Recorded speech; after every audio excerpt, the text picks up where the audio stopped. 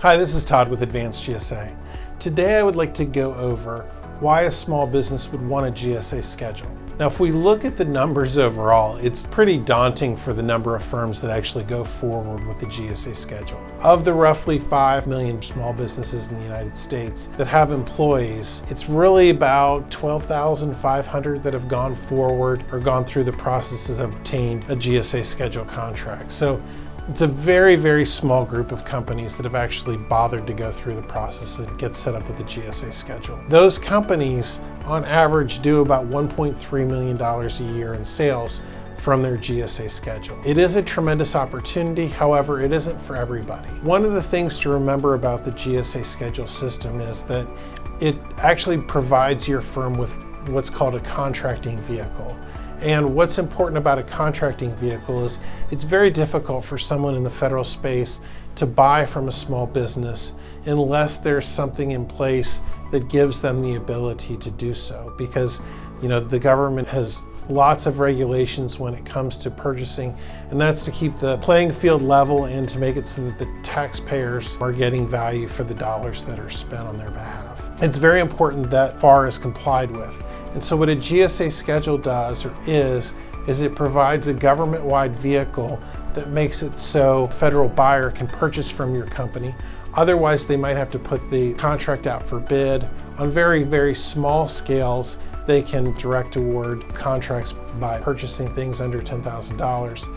However, the one $10,000 contract every other year is not really where you want to be if you're going to play in the federal space. Now for us, we've been in this business for about 20 years. And kind of through watching our clients and helping them, there's definitely some strategies that you can employ with your GSA schedule that will make it so hopefully your firm kind of gives you a little bit of an edge when it comes to doing work with the federal government. So one of those things is when you negotiate your prices with the GSA, there's quantity discounts and things like that occur during that price negotiation.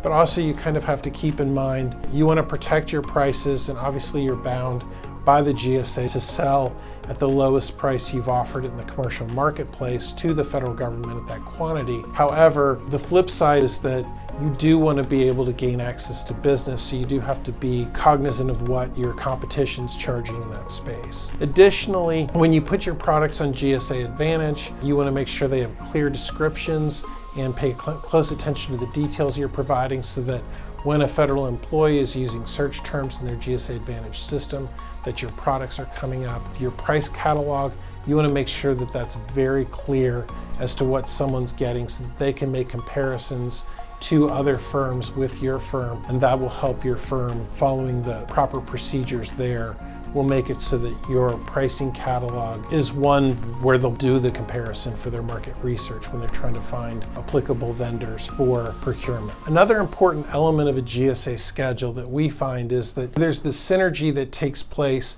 between GSA schedules and small businesses that hold a certification, where on the one hand, for example, you'll have a HubZone certified firm where with the GSA schedule they might do $1 million, or with their HubZone certification they might do $1 million.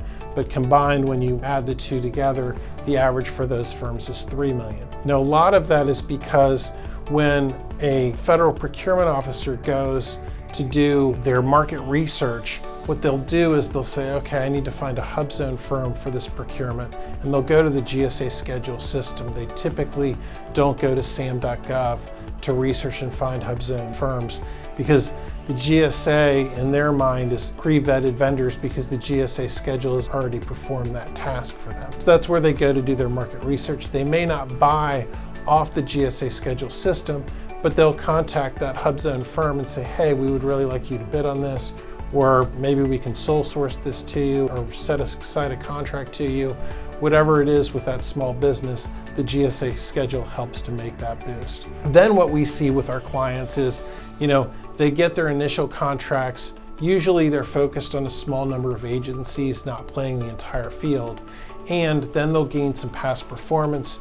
Through that past performance, what becomes important is it gives them the ability to bid on larger GWAC contracts, BPAs, and also on IDIQ contracts. And those other contracting vehicles that they gain access to because of their past performance, which was generated through their GSA schedule, then makes it so that they make the big leap into a high-performing small business that's operating in the federal space. So hopefully this wasn't too much information for you at one time. Just know that a GSA schedule can be a great tool to help your firm make its way into the federal arena. And if you have any questions about any of this, feel free to call our company.